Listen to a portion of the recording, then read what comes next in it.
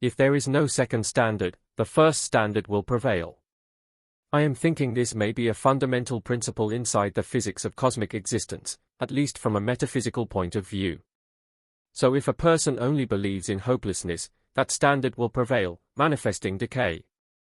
If a person accuses another in their mind, that standard and its demand will prevail, unless the other person raises the standard of righteousness into the cosmos, with a demand of its own, because righteousness demands. If a person does not have a dream of life, then the first standard of dreamlessness prevails. Envy or desire of someone else's life, or even a dream of emptiness, of impossible fantasy, contain an implicit standard. The implicit standard of envy is the standard of an impossibility for me, which is to say, if I envy, I am at the same time convinced that the achievement of another cannot happen to me. So we are careful here with envy. It has a demand, a standard of its own, and when we envy we instantly derail the little train of our own dream and its possibility. Because the dream of possibility, that is its hope, is a second standard we stake into the ground of cosmic life. Now our image inside our mind, the livingness, as it were of our soul, forms a shape, a stature, and all the negative thoughts in our mind are like needles which poke the soul, diminishing it, and its beauty and stature. Now the mind keeps responding and answering these thoughts on the side, as though in continual defense. It is because, by pain, the mind believes in breakableness. It believes the human can break, that is its insides. But there is the unique second standard, which we can call the psychological law of unbreakableness. Now I am calling it unbreakableness for another reason. In a dream encounter, years back, I could see, in the dream, even my body on the bed in my room where an angel stood. He said he was my guardian angel, and gave me his exquisite name, which I could not quite understand.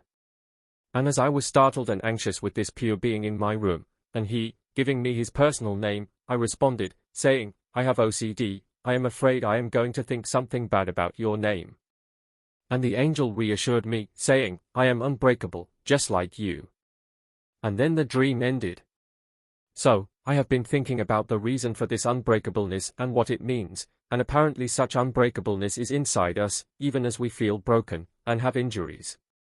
But we must start to assume the standard of unbreakableness in our view and feeling of self, so that it can go into our brain, and then we see and feel only our exquisite self, the beauty and unbreakableness of our soul, as it were, and this new standard will help us against the first standard of the awareness of injury, and in consequence we don't need to answer the needles in our mind. And then we can have peace in our mind, and loveliness, and create another standard, that of peace of mind, which causes what I am after, the standard of invisibility. I use the word invisibility for a teaching point. It is really an isolation. Our path can live in isolation from contamination. It is that uncontamination of the flower, a dream or path of life which is not aware of all the things happening in the world. Because peripheral things cause gravity or a pull, and when we are aware of the desires of others, or the desires of dark systems, this awareness can cause contamination. When the brain is aware of the desire of a negative thought, from inside us or outside, it shrinks the shape of the inner self, in deference, in fear of breaking. And these negative thoughts of threat are like little monsters, they have a want or a need for our awareness. That is why I had said elsewhere, monsters want answers.